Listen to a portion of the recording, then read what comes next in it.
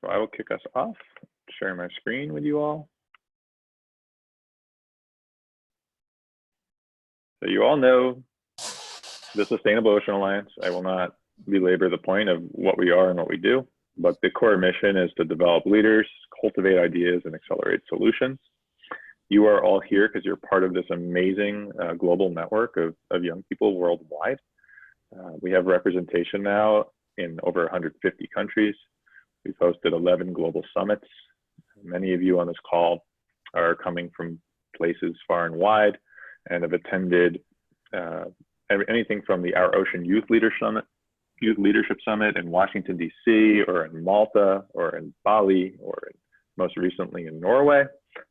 You may have come to the World Ocean Summit through The Economist in Mexico or Abu Dhabi. You may have been at World Oceans Day. Regardless of where you're from and what event you came to, you are part of the alumni network. And for us, this is a big deal. Yes, in many ways, the people that are attracted to these events are there for a reason. They are the people that need to be at those events to highlight their incredible work. But at the same time, we have a very rigorous selection process for who comes to these events.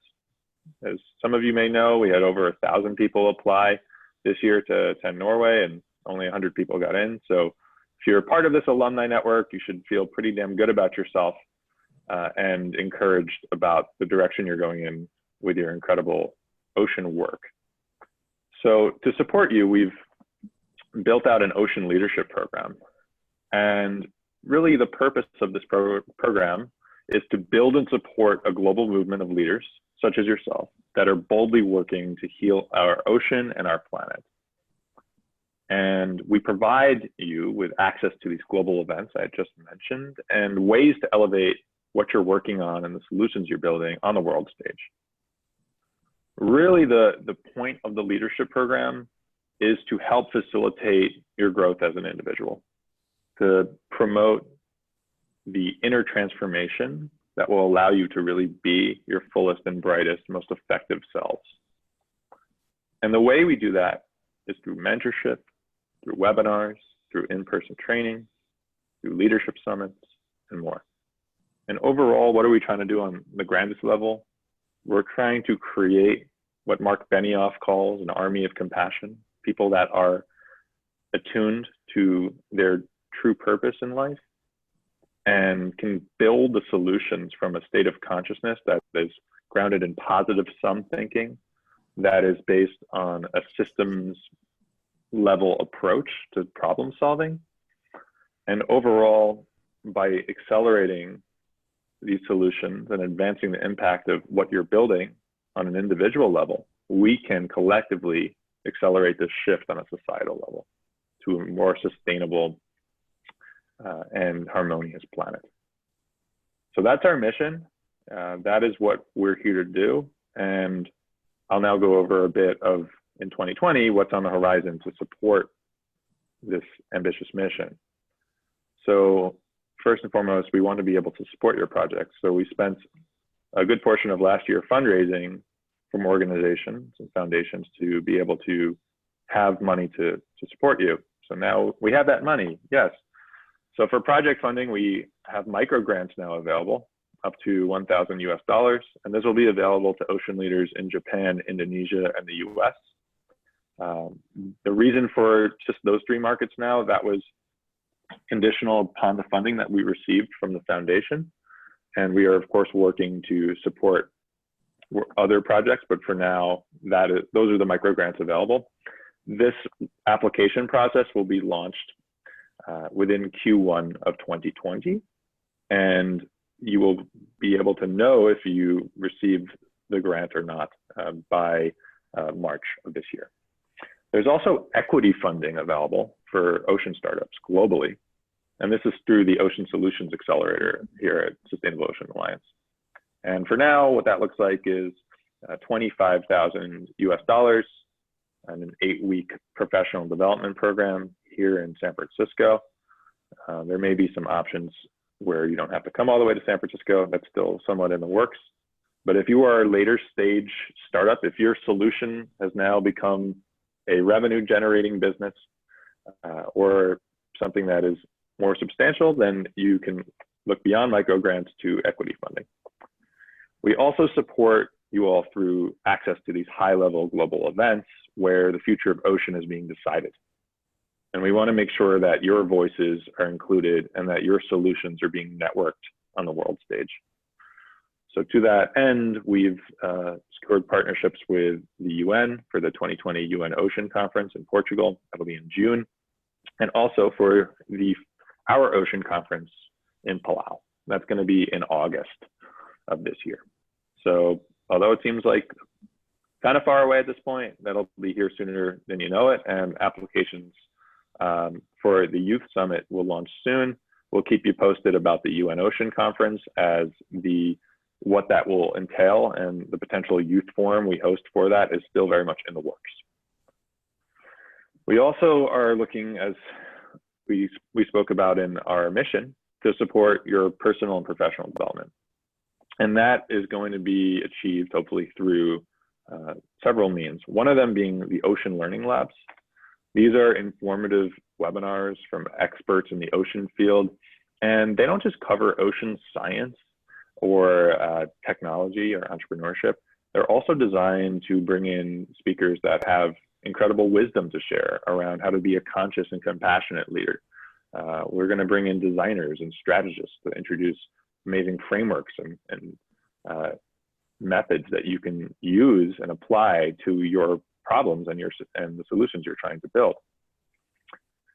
We're also building out a mentorship network, and we already have about 60 or so amazing mentors that we're looking to onboard into Mobilize and into the global community.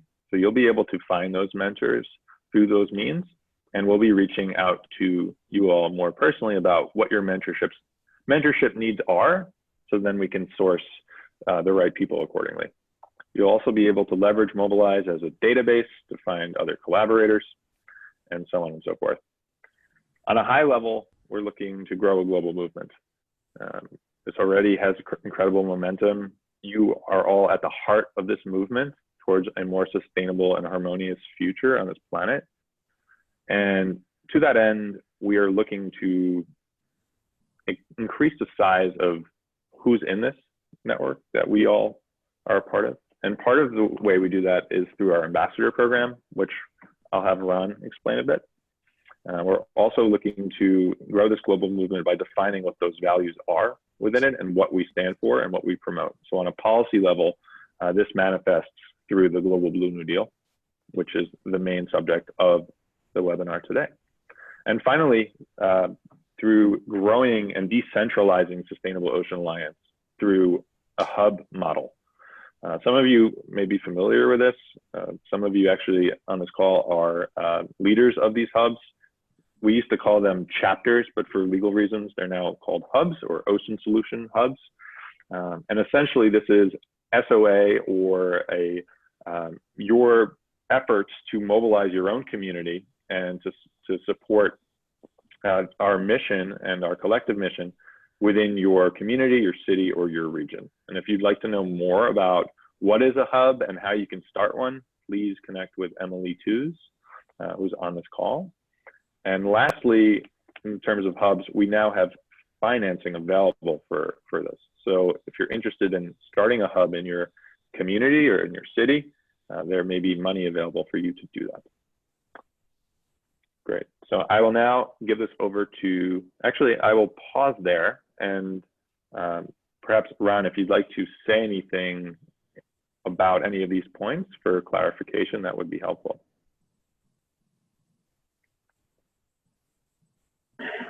I think that you covered it really well. I don't have anything substantial to add. I will say about the ambassadors that this is sort of a case-by-case basis what it is that the ambassadors actually do based on their experience, their network, and the country that they're based in and how it relates to kind of basically the way things are going in the ocean field more broadly. So if you're interested, please send me an email. I know that some of you on this call have already emailed me. I will get to your emails as soon as COP is finished. Don't worry though, like, nothing is, we'll get rolling on the new projects in the new year. So if I haven't gotten back to you, my apologies. I think Brandon's covered pretty much everything else. Fantastic. And I will pause here for any questions from the group too about some of these programs, because we'll be moving on to a more specific topic after this.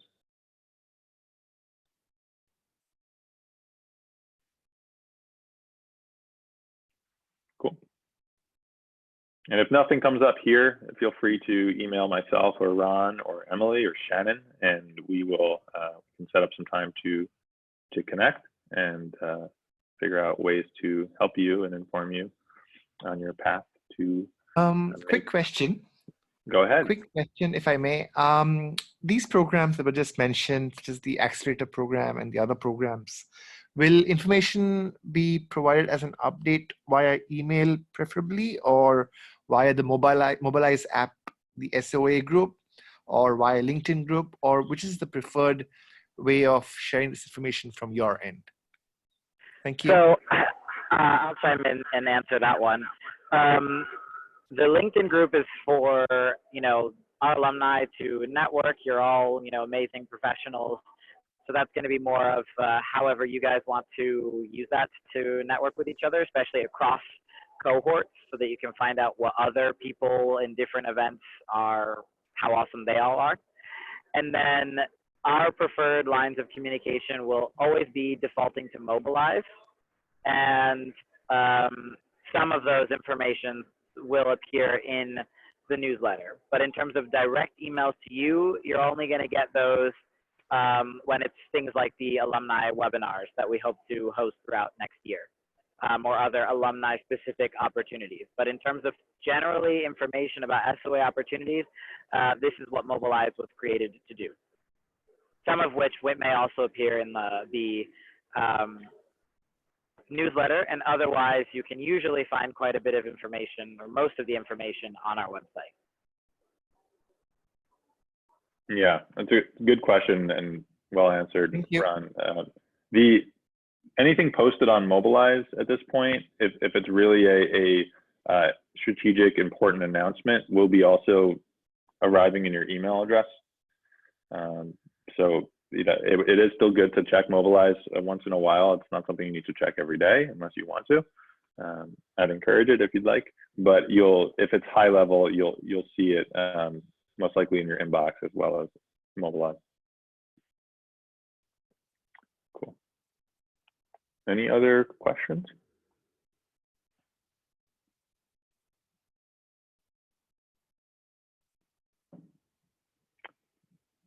Okay. Cool. So we'll move on now to really the crux of why we're here today and what we're here to talk about, which is how we collectively build a global Blue New Deal. And to speak about that, I will introduce my colleague Shannon, who is the Director of Policy and Campaigns here at Sustainable Ocean Alliance. Hi, guys. So I'm going to go through this a little bit quickly, just so that I wanted to give you as much time with Jason as possible. But as Brandon had mentioned, I'm leading the policy efforts at SOA. And one of our big initiatives for 2020 is building a global Blue New Deal. I think that since you are the alumni network we've been focusing on, for all the reasons mentioned, I think you might have a general idea about this, but I'll go through it really quickly. There's basically three pieces to this initiative, or three phases, I guess you could call it. And the first step is the one you might be the most familiar with, and that is our goal to crowdsource insight from SOA's global network of young leaders, yourself mainly. And we've been doing this through the Blue New Deal survey. That was launched about maybe a month and a half ago, but I know we've been ramping up our momentum pushes on this. Hence, Ron's been really flagging for you all, the alumni. It would be great if you could fill this out. So this is sort of the step one that you've been having the most connection with.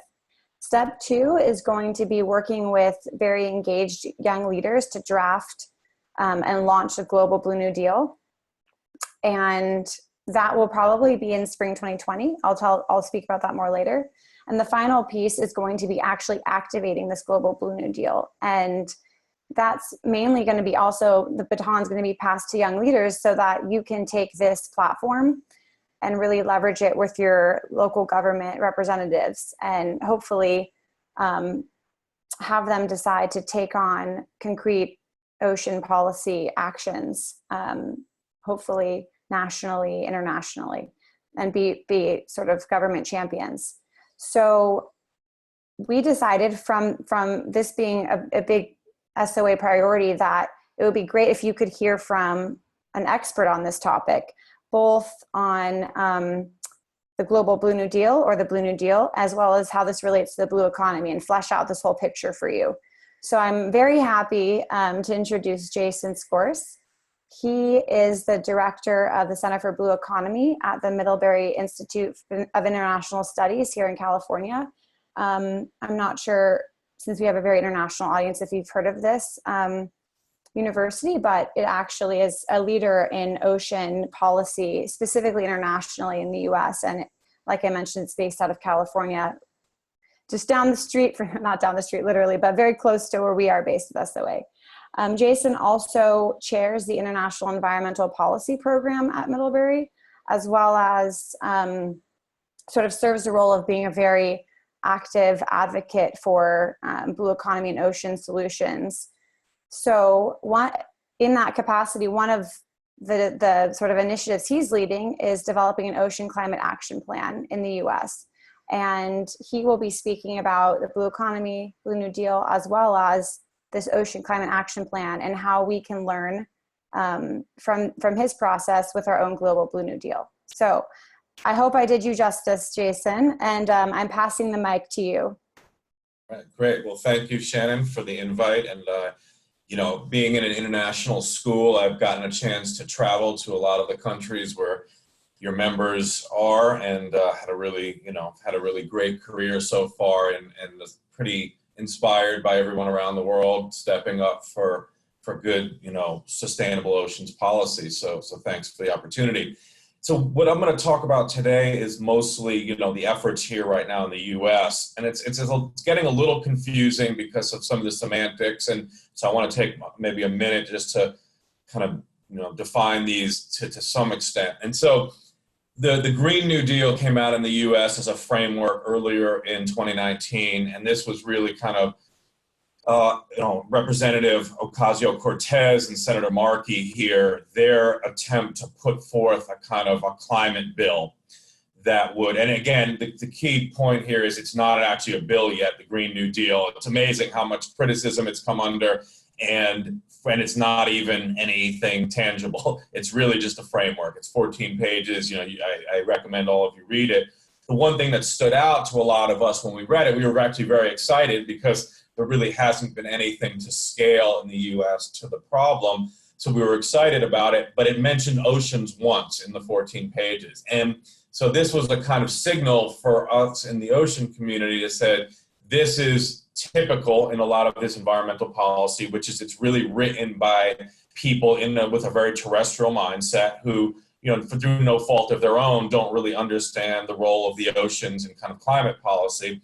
And so we said, all right, we need to start thinking about if this is where the conversation is going, we really want to make sure the oceans are represented. So me and some colleagues of mine started scanning the policy landscape in the US, and we said, is anyone working on this? Now that the conversation is really shifting, is anyone working on this? And the answer was essentially no. So we decided to gather folks and in a kind of grassroots effort, develop the ocean aspect of this. Now, we decided to change the title to Ocean Climate Action Plan for two reasons. One is, in the US, as many of you know, we're in a very weird world here where the Republican Party has kind of, really lost its way on the environmental policy, and we have a president who's a climate denier, and so it's a kind of a a weird world. So we didn't want to just make it Blue New Deal so that it's associated with only Democrats. And so we said Ocean Climate Action Plan because that's at least a little bit more neutral, and we thought would give us an opportunity to get more bipartisan support. And I can talk about our efforts in that, which are actually pretty encouraging. So that was one reason. Also, the Green New Deal has come under some criticism for being a kind of progressive liberal wish list. If we want in the Q&A, I can talk about why I actually think a lot of that strategy makes sense. But the Green New Deal has universal health care, it has living wages, it has lots of things that are not directly related to climate policy. Although, again, I think an argument can be made that it's good for them to be included.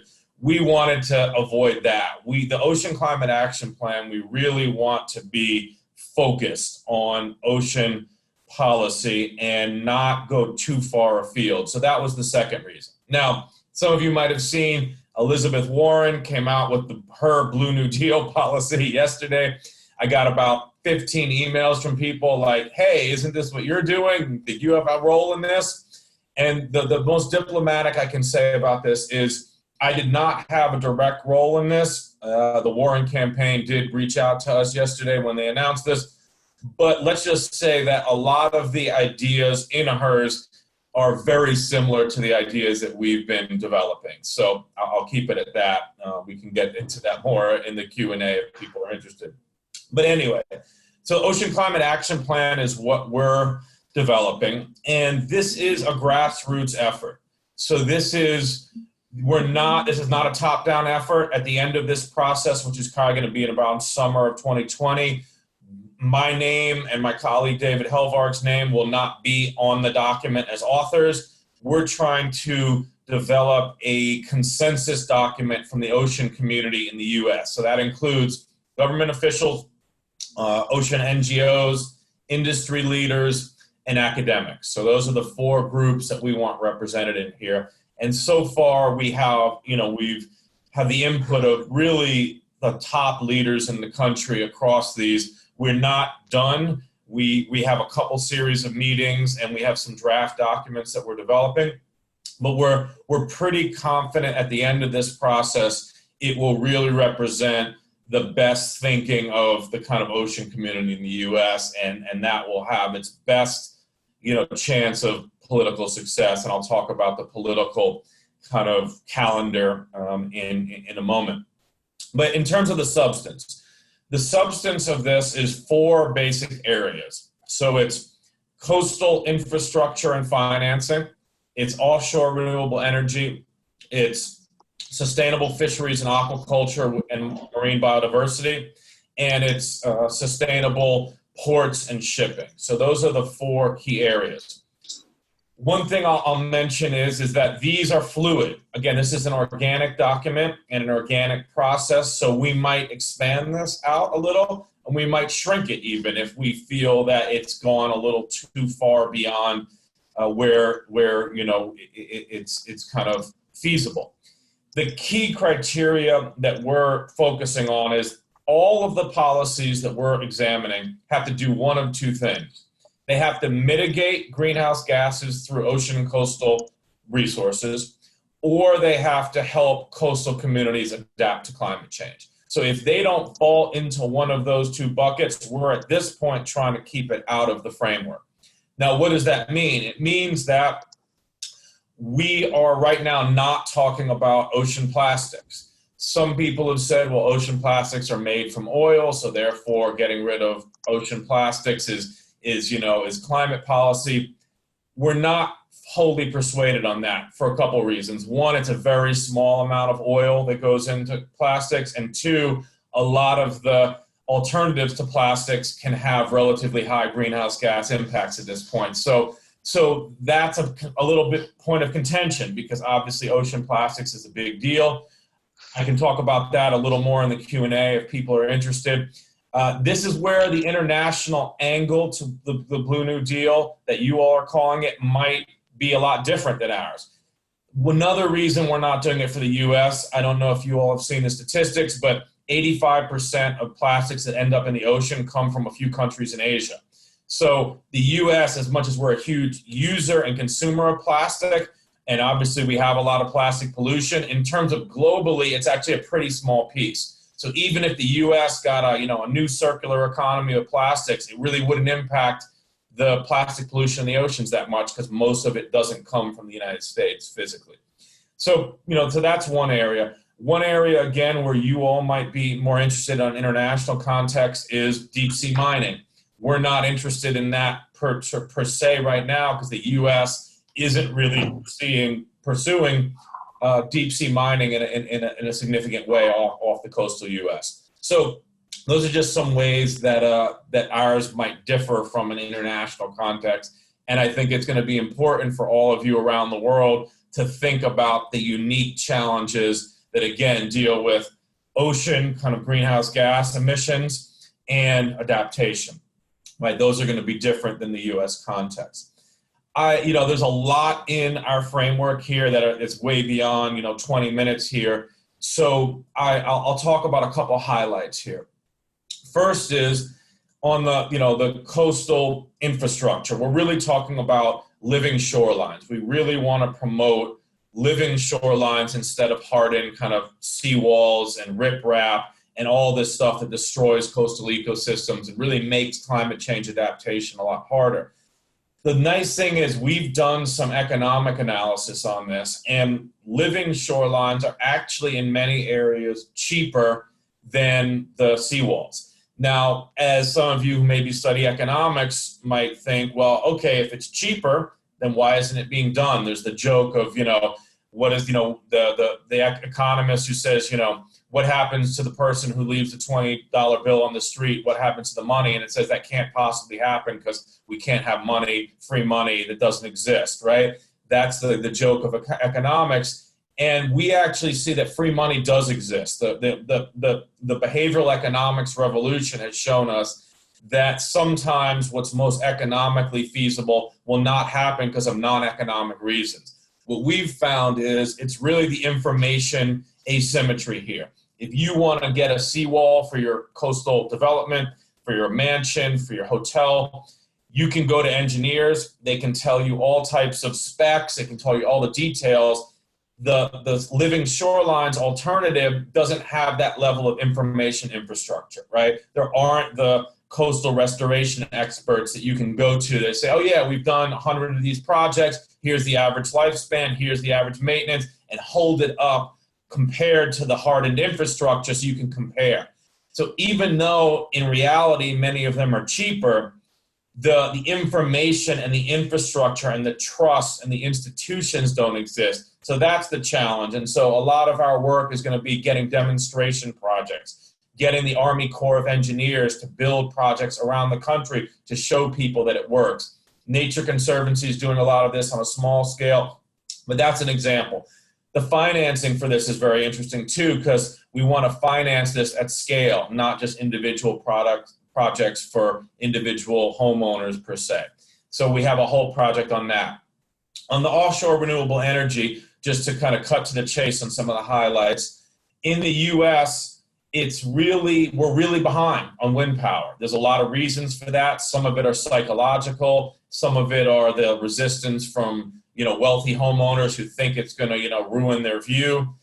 Some of it is conflicts, or at least perceived conflicts, with fishermen groups thinking that the wind farms are going to ruin their fishing grounds. So again, a lot of it is not the economics. The economics is incredibly positive right now. Europe is way ahead of us, and so we got to get the U.S. back on track if we're going to meet any of our Paris Agreement or COP goals here. So we have a whole kind of section on how to really accelerate offshore wind.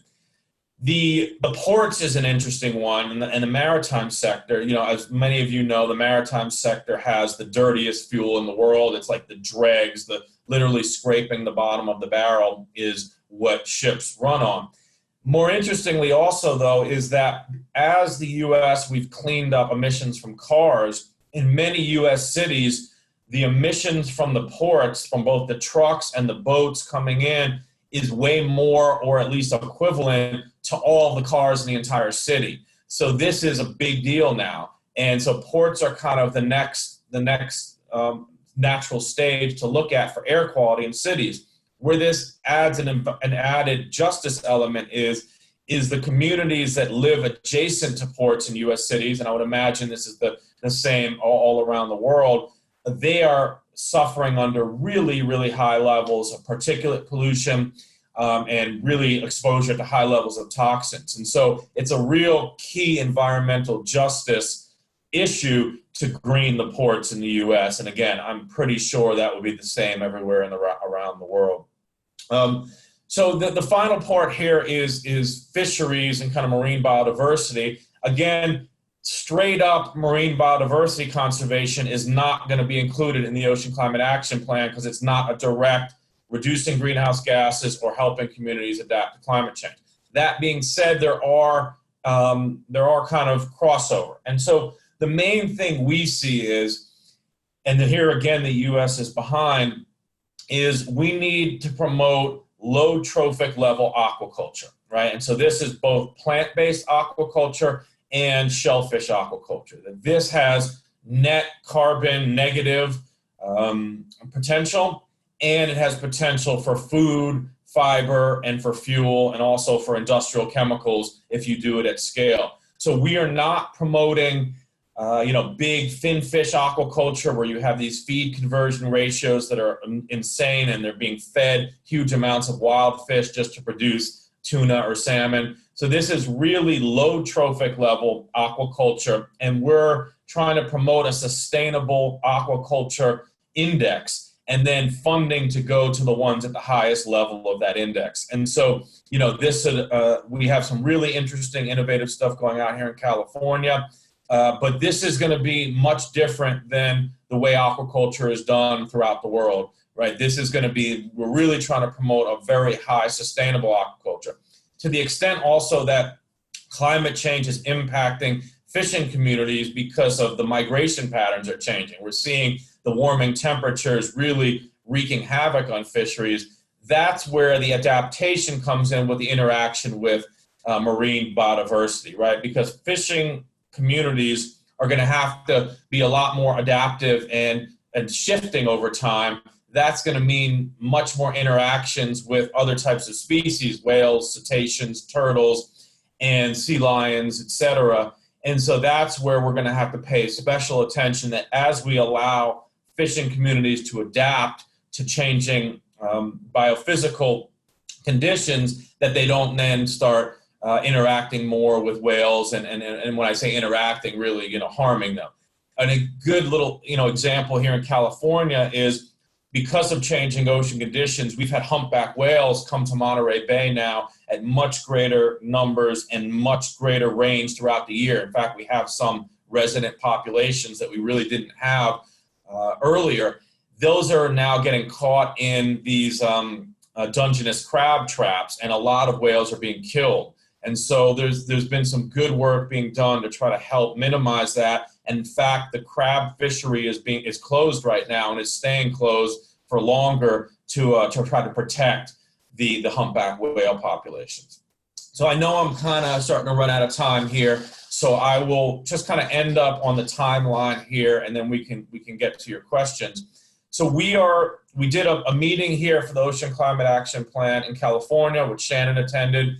And we're going to do one, hopefully, on North Carolina, the East Coast of the U.S. in March with Duke University. Then we're going to have our big national meeting in D.C. in April. And I'd love, we already talked, Shannon and I, about some of you all attending. It's going to be the week of April 27th to May 1st, that entire week. Congress will be in session, and it will be the week after Earth Week. We didn't want to interfere with Earth Week because that would probably make too much stuff going on in 1 week. So after that, we're going to finalize our framework. We're going to bring it to the presidential candidates in the U.S. We're going to bring it to the Republican and Democratic parties for inclusion in their party platforms. And then in the second half of 2020, we're going to begin crafting legislation that directly mirrors the framework consensus document. The hope is we can start bringing this to the federal level as soon as the Congress in January 2021. For most of you who aren't U.S. citizens, you probably don't know this, but basically in an election year in the U.S., almost nothing gets done. I mean, almost nothing gets done in the U.S. Congress at all anymore at all. But in 2020 in an election year, virtually everything will grind to a halt. So 2021 is when we'll be ready. And that's not bad for us, because to get good legislation crafted is going to take a long time. And so our position is we want to have the Ocean Climate Action Plan translated into federal legislation ready for January 2021. We already have some Democratic sponsors in the wings who want to work with us on this and then bring it to the floor of both the House and the Senate. And we're in the midst of working with Republicans who could be co-sponsors and maybe even potentially leaders of these efforts. So I think I've said a lot. I know I speak fast. I'm from New York, so I apologize for that. But I will pause now and happy to have a larger discussion. Thanks so much, Jason. I know that the questions are like flowing in, so I think I will try and summarize by category.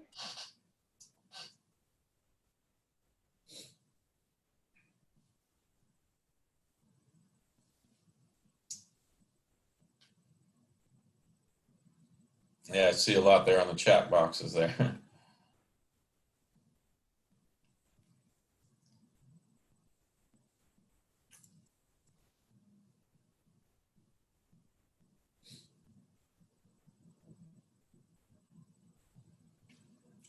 And yeah, so if anybody wants to kind of just read them off to me, or again, kind of maybe, group them into, that's fine. Oh, I'm sorry, I'm on mute. I'm sitting here talking on mute. So I'm hoping that we have time for about 4 questions. I've been trying to combine some of them. And so the first question is really coming from the origins from the Seychelles. And it's basically around offshore extractives. And will the U.S. Ocean Climate Action Plan touch on offshore extractives, not necessarily just seabed mining, but offshore oil and gas? And the question, I think the larger context is that in the Seychelles, there's interest in seeing offshore extractives, particularly oil and gas, as not in conflict, I guess, with the blue economy, especially if it can be done sustainably and for economic development. And this person, I believe it's Jeremy, wants to know, are there economic arguments that can be used to dispute why offshore extractives cannot be synonymous with a blue economy, and thus so part of a global Blue New Deal? Yeah, if that makes sense. Yeah, so this is a tough issue. I'll tell you our view, and then I also invite any of you, because I think I won't be able to give a full answer. If any of you want to follow up with me, I'm happy to jump on a Zoom call with you, and we can get into this more detail, next week or next month or whenever. But to answer your question, so our position is any offshore oil and gas development is by definition not part of the blue economy. We're at a critical moment here where we're running out of time to really, to conserve the oceans and to prevent the worst ravages of climate change. Every drop of oil, every cubic liter of gas that we burn is worsening that situation. So in the Ocean Climate Action Plan, we are absolutely calling for a moratorium on all new oil and gas development off the United States. Some of us are even considering saying to try to roll back and decommission existing oil and gas. That's a more, intense position, a more radical position, but we're considering that. But we are definitely calling for a moratorium. Now, for smaller countries like the Seychelles, where, a new oil deposit that's found can potentially bring in huge amounts of revenue for economic development, I totally understand why that is being considered. And it is not my place to tell people what to do, especially if they have, serious development needs. What I could say is there are some economic frameworks for thinking about how to use the revenue from offshore oil and gas to do sustainable development. We're not taking that position for the U.S. right now, but a good example would be Norway, right? Norway they put their oil and gas revenue into a big fund, and that fund is now going into huge climate projects around the world, and also for a lot of sustainable development within their nation. So I would be happy to work with somebody on a way to frame that, but just simply letting it go to kind of multinational profits and then burning oil and gas and not being very mindful about how that revenue is used to promote sustainable development would certainly not be in any blue economy framework. We take the World Bank's definition that the blue economy is a sustainable ocean and coastal economy. It doesn't just mean any economic development that comes from the oceans, right? In terms of the seabed mining and that type of extractives, we're, again, because the U.S. is not really looking to do a lot of that off of its shores right now, we're not looking at that too closely, so I'm not an expert in that. There's a lot of, I know people who are, and we've had a lot of conversations.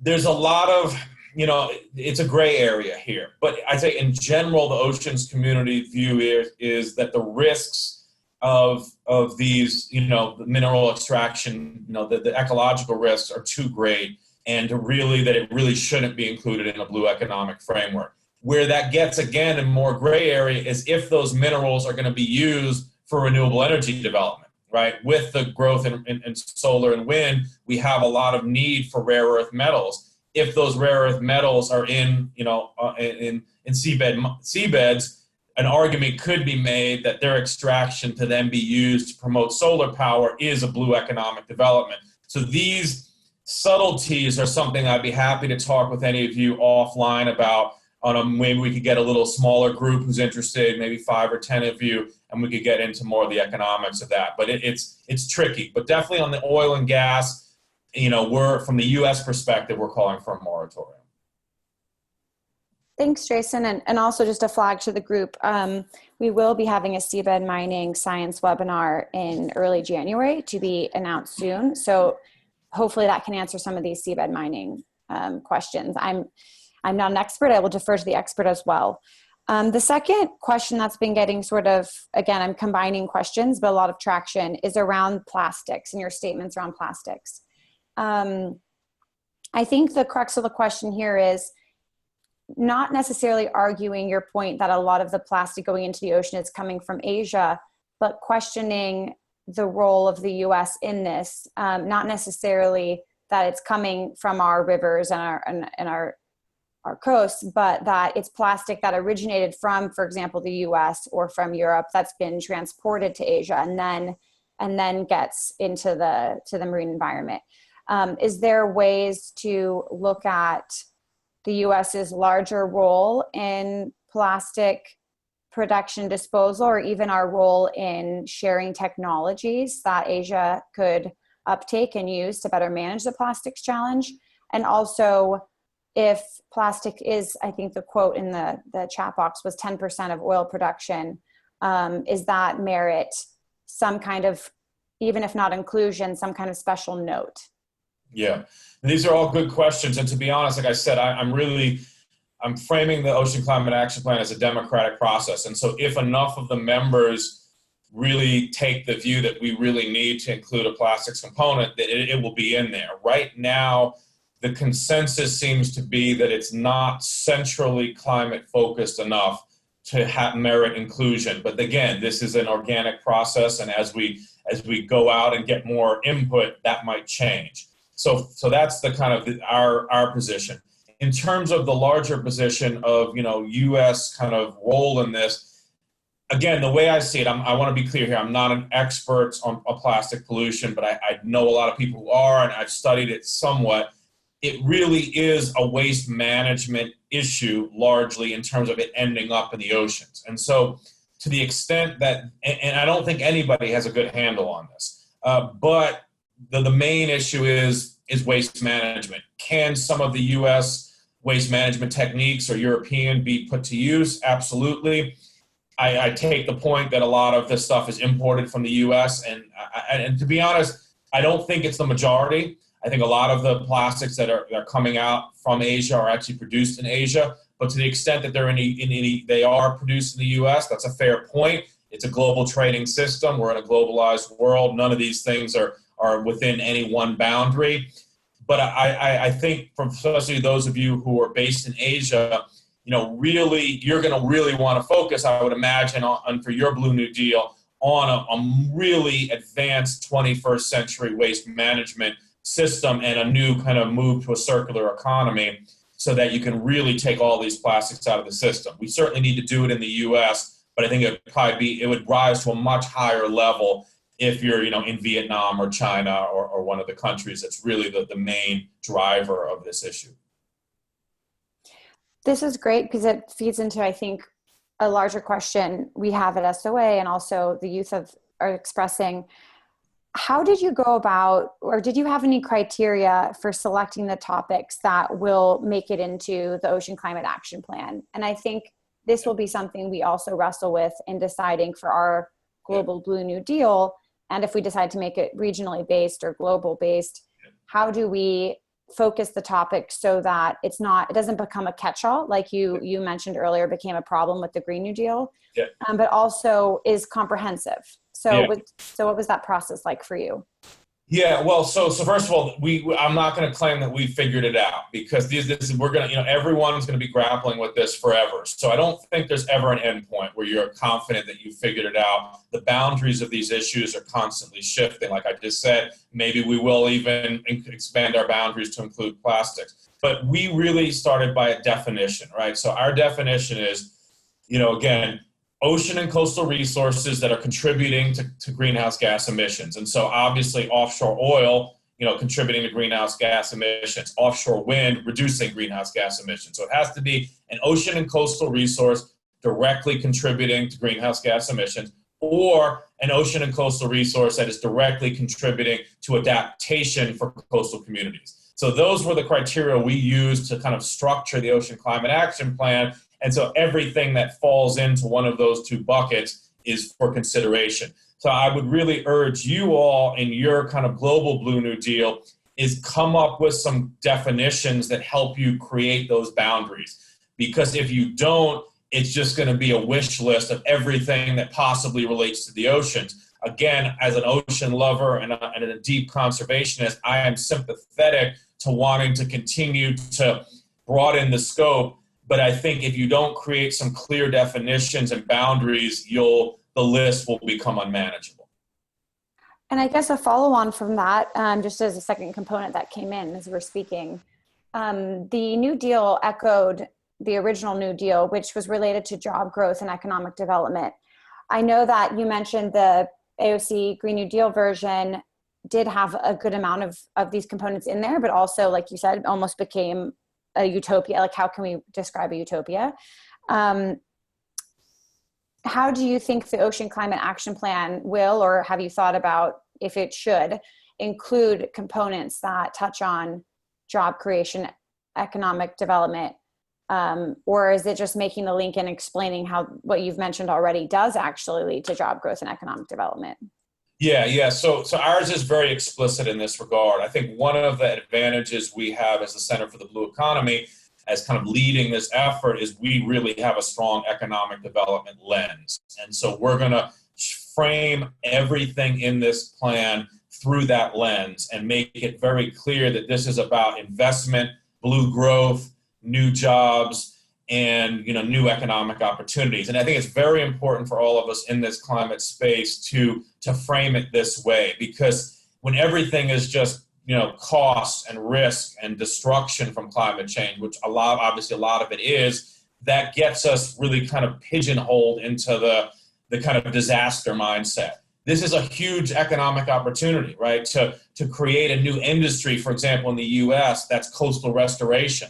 This is not just jobs for PhD marine biologists and engineers, but this could be hundreds of thousands of jobs for people without a college degree, working to help literally build new eelgrasses and marshes and dunes. This could be really enjoyable, work for a lot of people. Instead of being in a factory floor, you're out on the coastline of South Carolina or Louisiana building new coastal ecosystems. So we really are going to push this. And this is another reason why we think Republicans are going to get on board, because our framework is going to be very much in a kind of blue economic development framework that I think will be very attractive to the business community. Of course, offshore, the fossil fuel industry is not going to like us, but that's their problem, right? We can't be everything for everyone, and if you're contributing to the destruction of the Earth's ecosystems, it's your problem. You need to shift your investments to something more sustainable, and we're going to provide the pathway to do that. Yeah, this is great. I think you just maybe wrote a forward for me for our Global Blue New Deal. Awesome. This relates to a question also that was asked.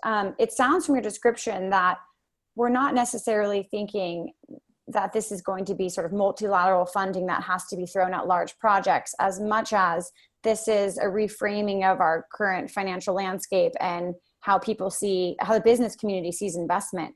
So I guess the larger question that one of our youth had is, how do you fund all these projects? And when I say that, air quotes, fund, is it necessarily like donor funding, or is it the investment community, again, reframing what ROI looks like? Yeah. So it's a great question. It's very central, again, to all of our thinking here. So from the U.S. perspective, we're thinking a couple things. So first of all, we're absolutely calling for increased government investment. So it's just absolutely going to be needed. Now, where is that going to come from? In the Ocean Climate Action Plan, we're calling for a greenhouse gas tax, and a tax that is not revenue neutral, that generates new revenue to put in and help fund some of these new infrastructure needs and scientific needs. So that's one component. The second component is creating incentives for the business community to invest. There's no way any of this is going to all be publicly financed. There's just, we're talking trillions of dollars here across the globe, and the governments just don't have enough money, even if they did progressive climate taxes or cap and trade. So given a flavor for this, say you're a small town, right, that has 50,000 residents, and you're really dealing a lot with sea level rise impacts, storm impacts. You need new infrastructure, new roads, maybe new power. You need to move your power plant. You need new sewage lines. Unfortunately, in a lot of places, the sewage lines and power lines are right on the coast, so they're in danger.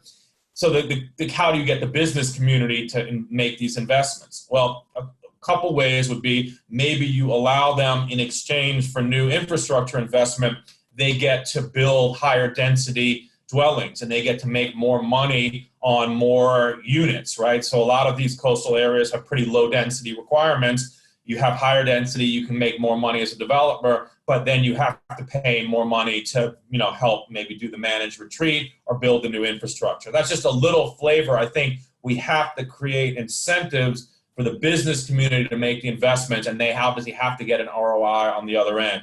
Obviously, payment for ecosystem services can be in this. We want the living shorelines to be built into some kind of blue carbon fund, whether it's through REDD+, which is obviously still in the UN framework and has not been fully implemented. But we're thinking of just interesting and innovative financing mechanisms for the private sector.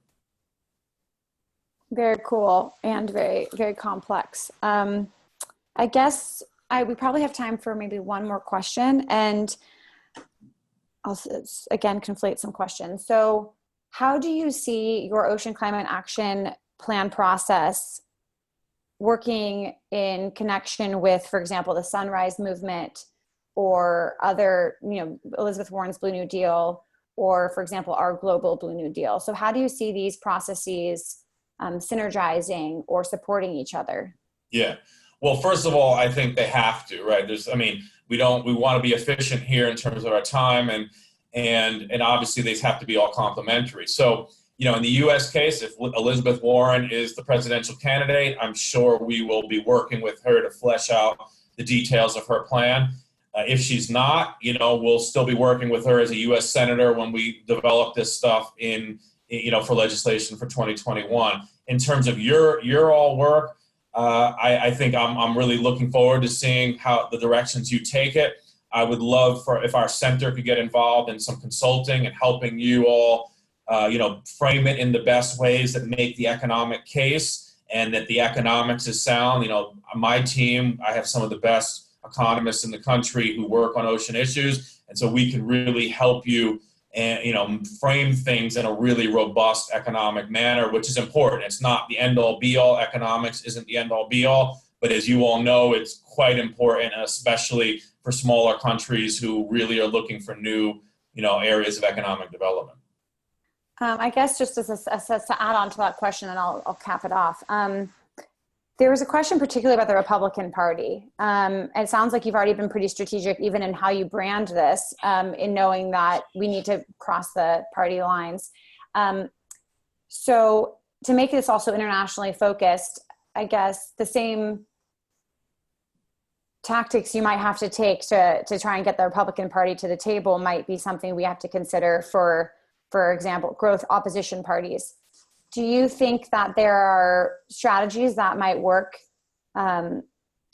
more successfully in getting the Republicans to the table? Do you think there's a chance to? And are there themes, I guess, we can think about as well as we face opposition parties? Yeah. So what I'm going to say here is probably not going to make me a lot of friends in the Republican Party, but you know, I'm a truth teller here. So those of you working internationally actually have it a lot easier than us, because the Republican Party in the United States is the most extremist right-wing party in the world, period, bar none. What's happened to the Republican Party in the last 10 years is really unique in the world. And so our challenge is much greater in the US. Those of you who are in Europe or Asia or South America, Africa, you know, who have, you know, more right-leaning parties, they're not, any of them are not nearly as extreme as the Republican Party. So I don't think you will have the challenges that we have here. That being said, there will always be people who really want to minimize conservation. There's going to be a fossil fuel lobby everywhere. You know, the fossil fuel industry has its tentacles, you know, throughout the world.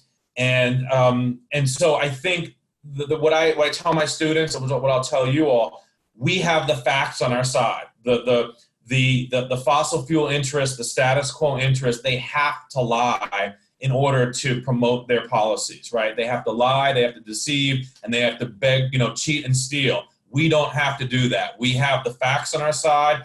We have the good economics on our side. And so I think if you just stick to the facts, stick to the economics, also learn the psychology. And this is probably something, maybe I can do another session with you all on kind of behavioral economics and kind of framing.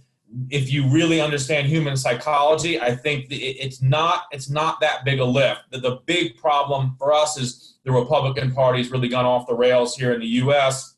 And fortunately, I think a lot of the stuff we're working on is going to speak to a lot of the constituents in the Republican Party that still want to get things done and aren't so ideologically extreme. And hopefully we'll see a return of that side of the Republican Party in the coming years. A lot will obviously be are going to be determined in terms of the outcome of this election coming up for us, which is going to be a big one in the U.S.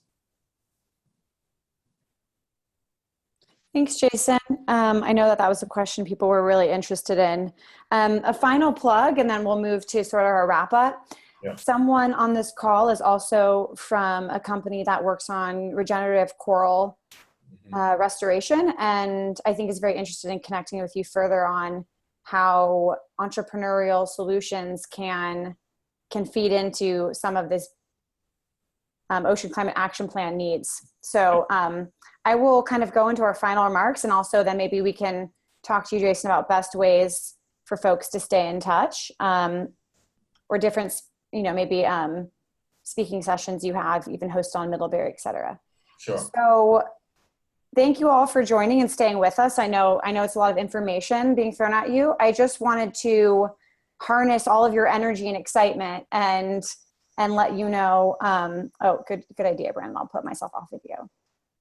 Harness all of your excitement and let you know what the next steps are, at least regarding the SOA Global Blue New Deal process.